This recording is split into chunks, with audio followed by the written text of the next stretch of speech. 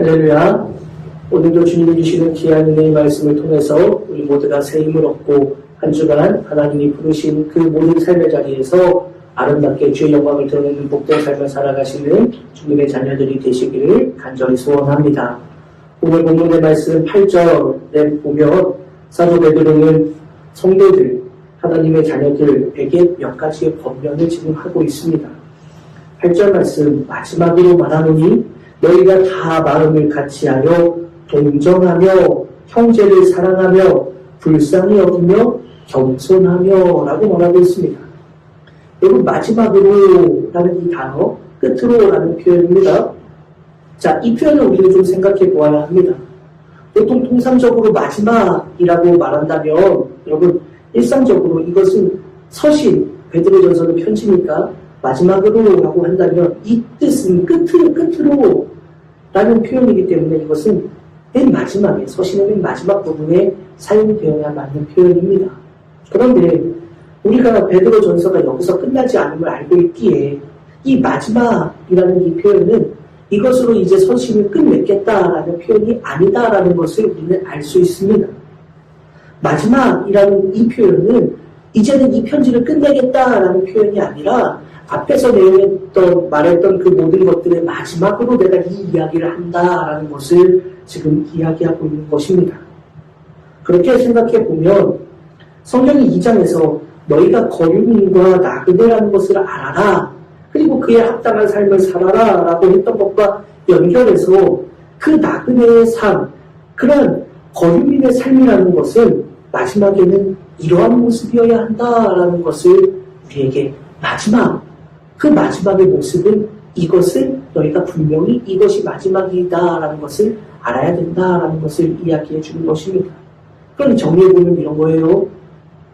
지금 이 편지에서 완전히 결말을 내겠다라는 것이 아니라 너희가 거류민이다, 나그네다라는 것을 말했는데 그러면 그 나그네, 거류민의 삶의 모습에 이 여러 가지 모습들이 있는데 마지막으로 내가 해주고 싶은 이야기, 거류민의 삶에 대해서 마지막으로 내가 당부하고 싶은 모습, 이러한 것이 바로 거류민의 삶이다라는 것의 마지막 이야기가 바로 여기에 기록되고 있다라는 것입니다. 바로 이것이 하나님 나라를 사모하는 자들, 하나님 나라 본향을 사모하며 오늘도 나그네의 길을 걸어가고 있는 너희들의 삶의 모습, 이 세상에서 너희들이 걸어가야 되는 그 삶의 자리의 모습이 바로 이것이다 라고 우리에게 말해주고 있는 것입니다. 오늘 이 말씀을 돌아보면서 우리에게도, 오늘 이 말씀을 받는 우리 모두에게도 이 말씀을 통해서 어떻게 믿음의 길을 걸어가야 하는가, 어떻게 나그네로서 이 삶을 살아가야 하는가, 우리의 신앙의 자리에 다시 한번 돌아보고 이 말씀을 통해서 어떻게 하나님의 뜻을 따라 걸어갈 수 있을 것인가를 함께 생각해보고 주님의 은혜를 나누려고 합니다. 다시 본문으로 돌아가서 보면 본문 8절에는 마음을 같이 하는, 또 동정하는, 또 형제를 사랑하는, 또 불쌍히 여기는, 겸손하는 이라는 이 5개의 형용사가 기록되어 있습니다. 그리고 이 단어들을 받는 대상들은 모두 다 너희 모두를 말하고 있습니다. 너희 모두가 누구인가? 바로 이 편지를 받는 모든 이들을 말하는 것입니다.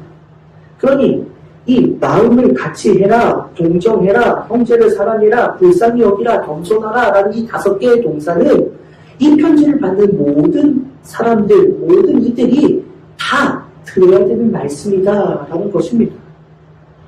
마음을 같이 하는 것, 동정하는 것, 형제를 사랑하는 것, 불쌍히 여기는 것, 겸손한 것, 이건 모두는 믿음의 자녀들, 나그네와 거류민과 같은 그렇게 이 세상을 살아가는 너희들, 영원한 본향, 하나님 나라를 사모하는 성도들 모두에게 들어야 되는 주님의 말씀이다라는 것입니다. 그러니 여기에는 예외가 없다라는 것을 우리는 기억해야만 합니다. 오늘 우리는 이 5가지의 형용사를 통해서 교회와 성도들을 향해 주시는 하나님의 말씀을 듣고 그 말씀을 따라 살아가는 믿음의 자녀들의 믿음의 길을 우리의 삶의 자리에서 적용하기를 결단하며 그 주님의 말씀을 통해 힘을 얻고 세상에 나아가고자 합니다. 사랑하는 성도 여러분, 오늘 이 말씀은 바로 오늘 우리에게 주신 하나님의 말씀이라는 것을 잊지 않고 이 말씀을 다시 한번 돌아보기를 간절히 소원합니다. 성도들의 삶의 자리에서 이렇게 살아라 라고 하면서 첫 번째로 말하는 것은 사도 베드로는 마음을 같이 하는 것이 되어야 한다라고 우리에게 말해주고 있습니다. 마음을 같이 하는 이라는 이 표현은 마음이 하나가 돼이라는 뜻입니다. 여러분, 마음이 하나가 되었다라는 표현, 이 표현은 우리는 이 표현을 생각해보면 그래, 모두가 똑같은 생각을 갖는 것, 이것을 이야기하는 것이겠지? 아마 이렇게 생각할 수 있습니다. 그런데 이것은 무조건 같은 생각을 하고 같은 이야기를 한다라는 의미의 단어가 아닙니다. 이 말은 마음으로 하나가 된 상태를 의미하는 것입니다. 마음으로 하나가 되어 있는 상태, 성도들의 삶의 자리는 마음으로 하나가 되어 있는 삶의 모습이어야 한다라고 베드로는 우리에게 말해주고 있는 것입니다. 성도들은, 교회 공동체는 한 마음이 되어야 한다라는 말입니다. 그럼 이거 정말 중요한 이야기입니다. 성도들은, 교회 공동체는 한 마음을 품어야 한다라는 이 말씀을 오늘 좀 더 주의 깊게 살펴보려고 합니다. 여러분, 우리가 신앙생활을 하다 보면, 우리가 교회에서 열심히 신앙생활을 하다 보면 교회 안에서조차 말입니다. 마음이 하나가 된다는 거 생각만큼 쉽지 않다라는 것을 우리는 경험하게 됩니다. 교회 안에서 하나의 마음을 갖는다는 거 여러분 당연한 것 같지만 그게 그렇게 쉬운 일이 결코 아닙니다. 목회를 하면서 또 어린 시절 모태신앙으로부터 지금 40여 년 동안 교회를 떠나서 살아가지를 않았는데 신앙생활을 하면서 지금 40여 년의 신앙생활을 제가 해오면서 저 스스로도 봐도 교회 안에서 언제나 한 마음이 되고 있는가, 교회 안에서 언제나 하나가 되고 있는가 라는 것을 본다면 평신도였을 때 애도 마찬가지고 목회자가 되어서도 마찬가지고 여러분 교회 안에서 하나의 마음을 가진다? 여러분 생각보다 그렇게 쉬운 일이 아니다라는 것을 우리는 너무나도 쉽게 바라볼 수 있습니다. 어떤 일을 결정할 때 한 목소리를 가지고 한 마음을 가지고 함께 나아가는 건 그리 쉬운 일이 아닙니다. 큰 문제만이 아니라 작은 문제에 있어서도 우리는 하나가 되는 것이 그렇게 쉬운 일이 아니라는 것을 경험하게 됩니다. 아마 어떤 성도님들은 그런 이야기들 많이 들어보셨겠지만 미국의 어떤 교회에 실제로 있었던 일이라고 합니다. 뭐 그렇다고 하니까 그런 거겠지요. 어떤 교회가 피아노를 이 왼쪽에 놔야 되는가 오른쪽에 놔야 되는가, 강대상을 기준으로 해서, 우리는 강대상을 기준으로 해서 지금 오른쪽에 피아노가 있는데 그 교회에서 피아노를 왼쪽에 놓아야 하는가 아니면 오른쪽에 놓아야 하는가, 그리고 그 놓는 위치를 어떻게 단을 어떻게 세워서 위에 올려놔야 되는가, 아니다 피아노는 밑에 있어야지 라고 하는 것으로 결국 교회가 분열되어서 교회가 달라졌다라는 이야기를 저도 어디선가 들은 기억이 있습니다. 여러분 그래요. 피아노를 어디에 놓으면 무슨 상관이 있겠습니까? 피아노를 위에 어디에 올려놓든 그게 무슨 의미가 있겠습니까? 피아노가 바닥에 있으면 하나님을 찬양하는 소리가 나오지 않고 피아노를 높이 올려놔야만 하나님이 받으시는 찬양이 되는 것입니까? 왼쪽에 피아노를 놔야 그게 은혜스러운 것이고 오른쪽에 피아노를 놓으면 그것은 문제가 되는 것입니까? 아니잖아요. 전혀 문제가 되는 게 아닙니다. 그럼에도 불구하고 교회 안에서 그러한 문제들로 인해서 갈라지는 일들도 있었다는 거, 여러분 당연히 말도 안 되지라고 하지만 우리가 신앙생활하는 삶의 자리에서 보면 그러한 일들이 정말 의외로 너무나도 많다라는 것을 우리는 바라보게 됩니다. 목회를 하면서 목회자의 자리에서 보아도 그렇습니다. 목회자쯤 되면 다 하나가 돼야 되겠지요. 아니에요. 선거만 되면 싸우고 선거만 되면 서로 누구 편 갈라져서 다른 이야기를 합니다. 이쪽 사람들만 하나님의 일을 하는 거 아니고 이쪽 사람들은 나쁜 일을 하는 게 아닌데도 말입니다. 모두가 다 주님의 일을 하고 모두가 다 하나님의 교회를 세우는 일을 하면도 말입니다. 그럼에도 불구하고 목회자들 안에서도 하나가 되지 못하는 것들을 저 스스로도 많이 경험하고 느끼게 됩니다. 여러분, 이 말씀을 우리는 정말로 진지하게 다시 한번 돌아보아야 합니다. 마음을 같이 품어라 라고 하는 말씀, 마음이 하나가 되어야 한다, 성도들은, 교회들은 그러해야 한다 라고 말씀하시는 이 말씀 속에서 우리는 다시 한번 우리의 신앙의 자리를 돌아보아야 하는 것입니다. 하나님의 나라, 영원한 본향을 사모하는 성도들이라고 한다면 모두가 이렇게 하나가 된 마음을 가지고 있어야 한다. 그런데 여러분, 이 말씀을 다시 보면 이 말씀은 더 분명하게는 교회 안에서만 해당되는 이야기가 아니라는 것을 우리는 알 수 있습니다.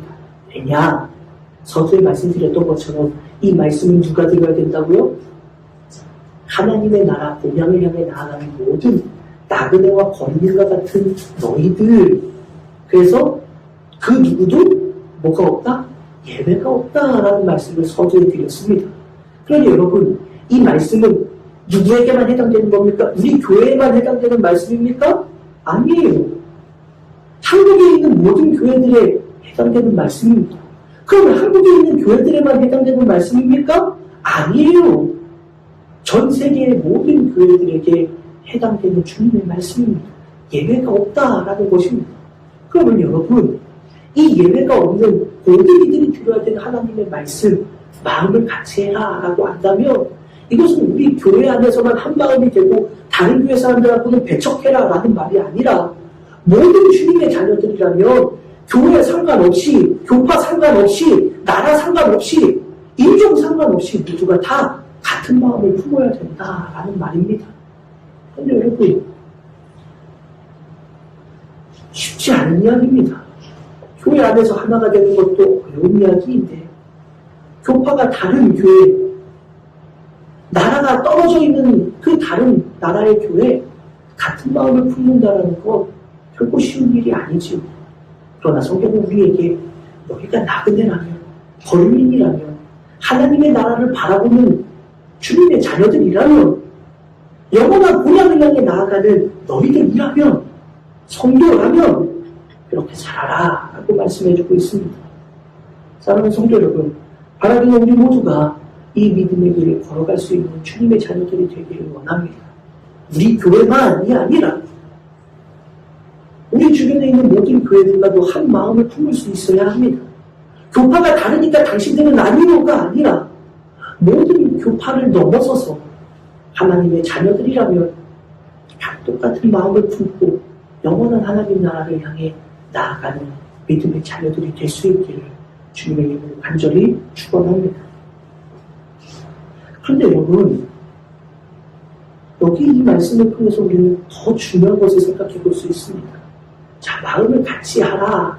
그래서 모든 이들이 한 마음을 품어야 된다라는 것, 그래요. 우리가 지금까지 살펴보았습니다. 그것이 맞아요. 그런데 여러분, 마음을 같이 해라 라고 하는 말씀이 도대체 어떤 부분에서 그렇게 마음을 같이 해야 하는가? 여러분, 마음을 같이 하면 다 좋은 것이 될까요? 여러분, 마음을 같이 한다고 다 좋은 길로 가게 되는 것은 아니라는 것을 우리는 잘 알 수 있습니다. 여러분, 같은 마음을 품고 한 마음을 가지고도 나쁜 길로 가는 것들이 얼마나 많습니까? 요 근래에 우리들은 그러한 것들, 어떤 이익을 위해서, 자신들의 이익을 위해서 같은 마음을 품고 다른 사람들을 속이고 다른 사람들을 어떻게 무너뜨리고 해서 참 어려움을 겪는 일들을 뉴스를 통해서 너무나도 많이 보게 됩니다. 그래요, 여러분.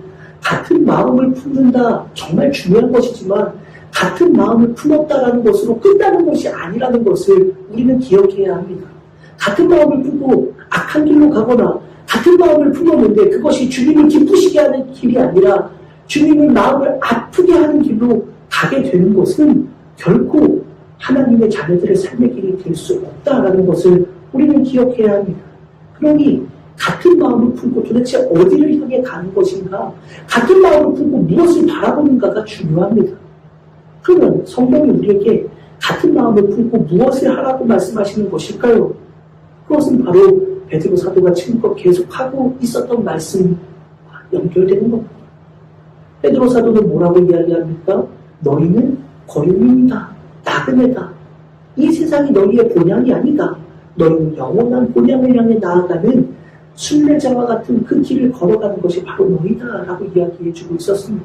그러면 마음을 같이 하고 도대체 무엇을 하라는 겁니까? 그래요. 마음을 같이 하고 영원한 본향을 향해 나아가라 라는 것입니다. 마음을 하나로 품고 세상을 향해 나아가는 것이 아니라 영원한 하나님 나라를 향해 나아가며 너희의 믿음의 길을 걸어가라 라고 지금 이야기해 주고 있는 것입니다. 사랑하는 성도 여러분, 교회는 그런 겁니다. 교회는 마음을 같이하여 세상을 향해 나아가는 것이 아닙니다. 교회는 마음을 같이하여 하나라는 마음으로 오직 영원한 하나님 나라를 향해 나아가는 것, 바로 그것이 오늘 우리의 삶의 자리에서 믿음의 길을 걸어가는 나그네와 거리민과 같은 너희들, 바로 우리에게 주시는 주님의 말씀입니다. 바라기는 우리 모든 성도님들이, 모든 교회들이 한 마음이 되어 영원한 하나님 나라를 향해 그 소망을 붙잡고 담대히 나아가는 아름다운 주님의 자녀들이 될 수 있기를 주님의 이름으로 간절히 축원합니다. 한 마음을 품고 이 세상의 성공을 향해서 나아가는 그러한 자들이 아니라 한 마음을 품고 이 세상에서 어떻게 하면 성공의 자리, 승승장구하는 자리를 걸어갈 수 있을 것인가를 바라보며 그렇게 집중하며 나아가는 것이 아니라 한 마음을 품고 영원한 주님의 나라를 향해 오늘 하루도 묵묵히 걸어가는 내 주님의 자녀들이 되시기를 간절히 소원합니다. 두 번째로 동정하는 너희가 되어야 한다라고 우리에게 말해주고 있습니다. 동정하다라고 하면 우리는 흔히 그 대상에 대해서 불쌍히 여긴다라는 의미로 생각합니다. 그렇게 생각할 수 있죠. 저 사람 너무 안쓰러워. 그래서 동정하게 돼. 우리는 그런 표현들을 쓰지 않습니까? 그러니 이 말씀을 읽을 때 우리는 동정하다라고 하니까 긍휼한 마음을 가지라, 연민의 마음을 가져라, 그래서 누군가를 보살펴주고 도와주어라. 우리는 그렇게 이 말씀을 이해할 수 있습니다. 그런데 이 말씀의 원래 뜻은 그렇지 않습니다.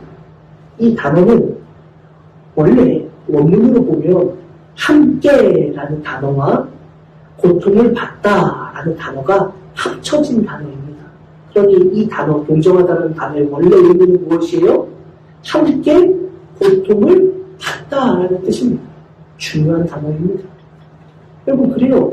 동정하다라는 것은 그냥 안타까운 마음을 갖는 것이라고 할 수 있잖아요. 근데 이 단어의 원래 뜻은 함께 고통을 받는 거예요. 그러면 여러분, 함께 고통을 받다라고 하면 여러분 어떻게 해야 함께 고통을 받을 수 있어요? 그래요. 그 고통의 자리에 같이 있어야만, 그 고통의 자리에 함께 머물러야만 함께 고통을 받을 수 있는 겁니다. 그럼 여러분, 이 말씀은 동정하다라는 것과는 다른 의미를 가지게 됩니다. 그 고통의 자리에 함께 뛰어들어야만 함께 고통을 받을 수가 있는 것이지요. 사랑하는 성도 여러분, 그럼 이 말씀을 앞의 말씀과 연결하여서 또 우리는 이해해 볼 수 있습니다. 마음을 같이 하여, 그래요. 마음을 같이 해야 우리는 그 고통의 자리에 함께 머물 수 있는 겁니다. 마음이 떠나 있는데, 마음이 상관이 없이 멀어져 있는데 그 고통의 자리에 함께 있을 수는 없는 겁니다. 아니, 고통의 자리에 함께 있을 수는 있겠지요. 그런데 그 고통을 나의 고통으로 느끼며 받아들이며 그 고통을 나누어질 수는 없을 겁니다. 그러니 한 마음을 품고 하나된 마음이 있어야 바로 함께 고통을 받는 이 말씀을 우리는 살아갈 수 있다라는 것입니다. 사랑하는 성도 여러분, 성도들을 향해서 주님이 하시는 말씀이 무엇이냐? 함께 고통을 받아라 하고 우리에게 이야기해 주고 있습니다. 오늘 믿음의 자녀들에게 요구되는 것은 함께 고통을 받는 것, 그러니 그 자기의 마음을 같이 해서 함께 머무르고 그 고통을 대신 함께 나누어지는 것, 바로 그것이 성도들의 삶의 자리다. 영원한 본향을 향해 나아가는 너희의 모습이 되어야 한다라고 성경은 우리에게 말씀해 주고 있는 것입니다. 사랑하는 성도 여러분, 오늘 이 말씀도 우리는 의미 있게 바라보아야 합니다. 어떤 누군가가 같은 마음을 품기 위해서 또 같이 그 고통을 나누기 위해서는 여러분, 내가 그 사람과 하나가 되어야만 그것을 이룰 수 있는 것입니다. 그래서 이 단어 같이, 함께라는 단어가 그 단어 안에 들어있는데, 이 함께라는 단어는 같이 연합한다라는 뜻과 또 같은 어원을 가지고 있습니다. 그러니 여러분, 연합할 때에, 함께 묶여 있을 때에 함께 하나의 그 그 바운더리 안에, 공동체 안에 있어야만 우리는 함께 고통을 받을 수 있다라는 말이 되는 겁니다. 사랑하는 성도 여러분, 오늘 이 말씀을 통해서 우리는 중요한 것을 생각해 봐야 합니다. 신앙생활을 하면서 누군가는 또 특별한 하나님의 그러한 계획 가운데 풍요로운 삶을 사는 이들도 있습니다. 그런데 어떤 경우에는 같은 믿음의 공동체 안에 고통의 자리에 내던져 있는 이들도 있습니다. 절박한 상황 속에 던져져 있는 어떠한 이들도 있습니다. 그런 이들을 바라보며 교회는 하나가 돼서 함께 그 고통을 나누어 지어라 라고 말씀하고 있는 것입니다. 오늘 이 말씀은 우리에게도 참 의미가 있는 말씀입니다. 오늘날 교회들은 저마다 내 교회만을 생각합니다. 성도들은 내 교회 사람들만을 챙깁니다. 교회 연합 행사를 가봐도 말입니다. 어떤 무슨 간식을 줘도 말입니다. 내 교회 사람들은 챙기고 말입니다. 다른 교회 사람들은 먹든지 말든지 우리 교회 사람들 것만 챙기고 우리 교회 사람들만 다 챙기면 된다라고 말하는 모습들을 우리는 참 많이 보게 됩니다.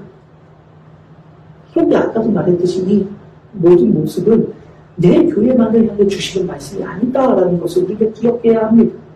모든 교회들, 모든 성도들에게 주시는 말씀입니다.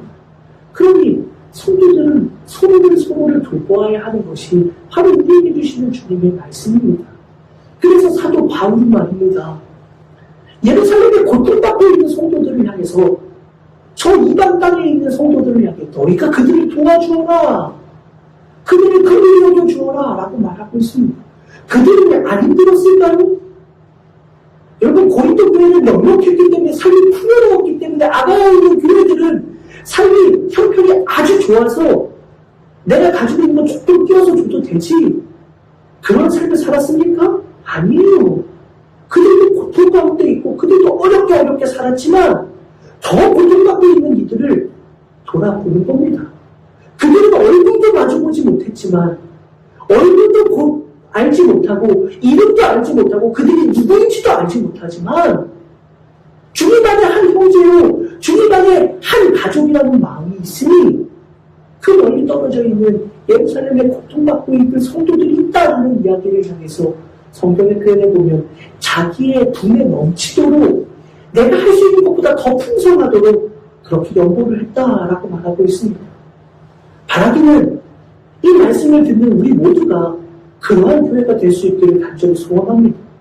내 교회만을 바라보는 것이 아니라 내 교회는 십자가의 그물의 테두리를 두르고 우리 교회는 의자가 수천만 원, 수백만 원의 의자를 놓고 고아스럽게 해놓고 다른 옆에 교회는 무너져가는 교회가 있음에도 그 교회는 어렵게 살고 있음에도 그 교회는 정말로 피가 새는데도 고치지 못하는 상황에 있음에도 불구하고 우리 교회만 좋으면 돼 라는 마음으로 살아가는 교회가 되지 않기를 바랍니다.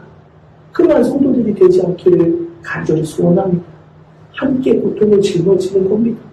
교회는 성도들은 내가 지금 받은 것 하나님이 주신 것은 나만을 위해 살라는 것이 아니라 나누고 섬기면서 살라고 주신 것이기에 그것을 함께 나누는 아름다운 교회가 되고 성도들이 되어서 이 땅을 나그네로 살아가며 내 것만 채우는데 급급하며 살아가는 성도들이 아니라 서로 함께 살아가며 서로 함께 돌보며 아름답게 주님의 교회를 세워나가는 복된 믿음의 공동체를 이루어나갈 수 있기를 주님의 이름으로 간절히 축원합니다. 세 번째로 형제를 사랑하며 라고 말하고 있습니다. 그리고 이어서 나오는 불쌍히 여기며 라는 단어가 나오는데 이 두 단어는 의미가 유사합니다. 형제를 사랑한다 라는 것은 사랑을 의미하는 것입니다. 불쌍히 여긴다라는 것은 자비로움이라는 뜻입니다. 둘 다 사랑과 연결해서 우리는 생각해 볼 수 있는 그러한 단어들이지요. 형제의 사랑, 자비로움, 즉 사랑. 이것은 하나님 나라 영원한 본향을 향해 나아가는 거룩한 자녀들에게 있어야 할 모습이다라고 성경은 우리에게 말해줍니다. 여러분, 사랑이라는 표현, 교회에서는 당연히 익숙한 표현이지요. 너무나도 당연한 표현일 겁니다. 성경은 아예 하나님은 사랑이시다라고 또한 우리에게 말하고 있지 않습니까? 그러니 사랑은 교회와는 떨어질 수 없는 그러한 의미의 단어입니다. 너무나도 당연한 사랑. 그런데 오늘 성경은 이 사랑을, 형제 사랑을 자비하심과 연결해서 그 사랑의 의미가 이 세상의 것에 있지 않고 하나님의 은혜와 연결되어 있다라는 것을 우리에게 알려주고 있습니다. 이 표현을 통해서 주님의 은혜와 자비하심, 독생자 예수 그리스도를 우리에게 내어주시기까지 사랑하신 그 사랑 안에서 우리는 형제를, 성도를 사랑해야 한다라는 것을 알려주시고 있는 것입니다. 이것도 정말 중요합니다. 마음을 같이 하고 한 마음을 품어서 영원한 하나님 나라의 본향을 향해 나아가라 라는 말씀, 그리고 한 마음을 품어서 형제를 사랑하는 그 앞에 뭐라고 이야기했습니까? 그래요. 함께 고통을 받아라. 너희가 함께 고통을 짊어져라 라고 말을 해 주었습니다. 한 마음을 품고 함께 고통을 짊어지고 그렇게 하나님 나라의 본향을 향해 나아가는 길 속에서 너희는 그렇게 살아라 라고 했는데, 그 다음에 이어서 형제 사랑을 자비와 연결해서 우리는 중요한 의미의 그 말씀을 우리에게 해주시고 있는 것을 주목하게 됩니다. 무엇이냐?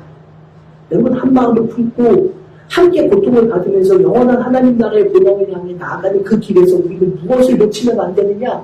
그래요. 형제 사랑을, 주님의 자비하심을 놓치면 안 된다라는 것을 우리에게 말씀해 주고 있는 것입니다. 그래요, 여러분. 정말 중요한 겁니다. 여러분, 우리가 교회 안에서 같은 마음 품는 거 정말 중요하지요. 한 마음이 되어서 영원한 하나님 나라의 본향을 향해 나아가는 것 당연히 우리의 삶에서 중요합니다. 그래요. 함께 고통을 받고 서로의 아픔을 돌보아주는 것 너무나도 중요합니다. 그래서 서로를 돌보아주면서 함께 나의 조금 넉넉한 것은 함께 배려하면서 함께 나아가는 것 너무 중요해요. 그런데 그것만으로 끝이는 것이 아니라는 것을 우리에게 말해주고 있습니다. 교회는, 성도들은 그것만으로 충분하다라고 말씀하고 있지 않아요.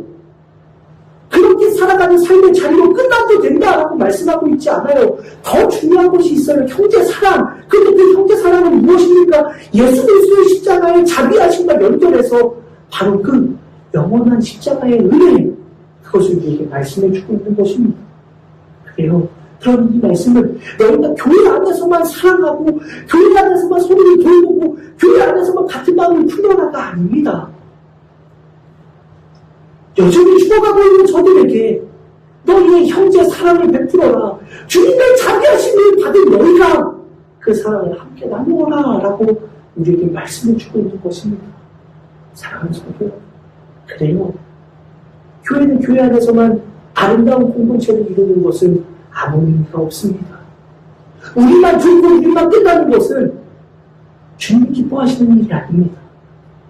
여전히 죽어가고 있는 저들, 여전히 고통받고 있는 저들, 자신들이 멸망의 길로 빠져가는지도 모르고 죄악의 길에 허덕이고 있는 그들에게 너희에게 베풀어 주신 십자가의 은혜를 나누는 것, 바로 그것이 형제 사랑이다 라고 우리에게 말씀해 주고 있는 것입니다. 사랑하는 성도 여러분, 오늘 이 말씀처럼 우리 교회가 형제 사랑, 주님의 자비하심과 연결한 그 영혼이 구원의 길에 아름답게 나아가는 복된 교회가 될 수 있기를 간절히 소원합니다. 교회는 오늘이 좋은 교회가 아니라 내일이, 그 내일보다 또 다른 내일이 더 좋은 교회가 되어야만 합니다. 하나님을 기쁘시게 하는 그 길에, 더욱더 복음을 전하는 그 길에 힘차게 나아가는 것이 바로 형제를 사랑하는 길이고 주님의 자비하심을 전파하는 길이라는 것을 잊지 않는 우리 교회, 좋은 교회가 될 수 있기를, 또 그런 성도들이 될 수 있기를 주님의 이름으로 간절히 축원합니다. 마지막으로 성경은 겸손하며 라고 말하고 있습니다. 이 말씀은 예수님의 모습을 우리에게 생각나게 합니다. 예수님은 복음서에서 나는 마음이 온유하고 겸손하니 나의 멍에를 메고 내게 배우라 라고 말씀하셨습니다. 여러분, 겸손은 주님의 성품입니다. 따라서 믿음의 자녀들은 겸손해야 한다라는 것 당연합니다. 그런데 이것으로 끝나지 않습니다. 이 말씀의 끝에서 주님은 그리하며 나의 마음을 겸손하니, 온유하고 겸손하니 나의 멍에를 메고 내게 배우라. 그리하며 어떻게 된다? 너희 마음이 쉼을 얻으리니 라고 주님은 말씀하고 있습니다. 그런데 마음이 쉼을 얻는다. 그러면 여러분 요새 말로 말하면 마음이 평온해진다. 우리 그런 말 많이 쓰잖아요 요새. 마음이 평온해진다. 세상 사람들도 그런 이야기를 참 많이 하는데 그러면 이 영혼 마음이 쉼을 얻는다라는 말 그러면 그런 뜻인가? 너희 마음이 평온해질 것이다. 주님이 그 말씀을 하시는 것인가? 그건 아니에요. 이 마음이라는 단어는 원래 뜻은 영혼이라는 뜻입니다. 영혼. 마음과는 다른 거예요. 영혼이 이 원래 단어의 진짜 의미입니다. 그럼 여러분 영혼이 쉼을 얻는다? 여러분 영혼이 쉼을 얻는다는 건 무슨 뜻입니까? 그래요. 영혼의 구원을 얻는다라는 것을 말씀하시는 것입니다. 그럼 이 말씀은 정말 중요해요. 나에게 배워라. 나의 마음은 온유하고 겸손하다. 이것을 배워라. 너희가 이것을 배우면 너희 영혼은 쉼을 얻는다. 구원을 받을 것이다. 라고 주님은 말씀하는 겁니다. 그럼 여러분 이 말씀은 결론적으로 주님의 마음을 배워야 주님의 마음을 품어야 주님의 마음으로 살아가야 너희 영혼의 구원을 받는다. 라는 것을 우리에게 말씀해 주고 있는 것입니다. 사랑하는 성도 여러분, 그렇게 이 말씀 겸손하며 라는 이 말씀은 단순히 겸손하게 살아라, 착하게 살아라 라는 것을 의미하는 것이 아니라 주님의 마음을 본받는 삶을 살아라 라는 것을 우리에게 말씀해 주고 있는 것입니다. 여러분, 우리는 왜 겸손해야 합니까? 세상 사람들에게 인정받기 위해서 그러는 겁니까? 다른 사람들에게 좋은 사람처럼 보이기 위해서 그렇습니까? 아니에요. 그것이 바로 주님을 본받는 길이 되기 때문에 그렇습니다. 주님의 길을 걸어가는 것이 되기 때문에 그렇습니다. 주님의 마음을 품는 것이 되기 때문에 그렇습니다. 그런데 사랑하는 성도 여러분, 주님의 마음을 품기 위해서 우리는 겸손해야 한다. 바로 그 말씀이 오늘 우리에게 주시는 마지막 말씀이 된다. 오늘 우리에게 말씀하고 있는 것입니다. 사랑하는 순간, 사랑하는 성도 여러분, 어쩌면 우리는 순간순간 주님의 성품이 아닌 세상의 것들을 품어가며 믿음의 길을 걸어가고 있지는 않습니까? 주님의 마음을 품어야 된다라고 말씀하고 있는데 우리는 과연 우리의 믿음의 길에서 주님의 마음을 품는 것보다 이 세상의 것을 더 바라보며 살아가고 있지는 않습니까? 교회의 목적이 어느 순간에서부터인가 이 세상에 성공하는 삶이 진짜 그리스도인의 목적인 것처럼 마지막 목표인 것처럼 그렇게 살아갈 때가 너무나도 많아진 것 같습니다. 주님의 마음을 본받아 살아가는 것, 주님의 길을 따라가는 제자의 삶을 사는 것이 아니라 성도들의 삶이, 성도들의 목적이 이 세상에서 출세하고 성공하는 것에 우리의 마음을 두고 있을 때가 너무나도 많은 것 같습니다. 오늘 우리의 신앙의 자리에서도 스스로 돌아보아야 합니다. 믿음의 길을 걸어가는 것이 내 삶의 풍요를 위해서 우리는 그것에 초점을 맞추고 살아가고 있는 것이 아닌가. 우리 스스로도 돌아보며 우리 믿음의 길을 다시금 점검할 수 있는 주님의 자녀들이 될 수 있기를 간절히 소원합니다. 말씀을 정리하도록 하겠습니다. 오늘 5가지의 권면만을 우리가 함께 생각해 보았는데 이 권면의 말씀이 우리에게 참 많은 것을 생각해 보게 합니다. 오늘 이 말씀을 돌아보며 우리가 오늘도 변함없이 나그네의 길을 걸어가는 믿음의 자녀들의 삶의 자리에서 하나님의 자녀로서 영원한 본향을 향해 나아가는 믿음의 길이 과연 무엇인가를 다시금 고민하고 다시금 바라볼 수 있는 주님의 자녀들이 될 수 있기를 간절히 소원합니다. 그 길을 따라 걸어가는 저도 되고 우리 모든 성도님들이 되시기를 주님의 이름으로 간절히 축원합니다. 기도하겠습니다. 하나님 감사합니다. 하나님의 은혜 가운데 또한 오늘을 살아갑니다. 그런데 우리는 이 믿음의 길 속에서 때로는 주님이 말씀하신 대로 같은 마음을 품지도 못하고 같이 함께 아파하고 고통을 받아 나누지도 못하고 형제를 사랑하는 그런 복음의 열심, 구원의 열심을 가지지도 못하고 주님의 마음을 품고 주님의 길을 걸어가는 그런 마음을 품지 못하고 살아갈 때가 너무나도 많았습니다. 주님 우리를 긍휼히 여겨주시고 십자가의 은혜를 우리와 함께 하셔서 아버지 하나님 그 은혜 속에 다시금 이 믿음의 길을 주님이 기뻐하시는 대로 아름답게 걸어갈 수 있는 복된 주의 자녀들 될 수 있도록 은혜 내려 주옵소서. 감사를 드리며 거룩하신 예수님의 이름으로 간절히 기도드립니다. 아멘.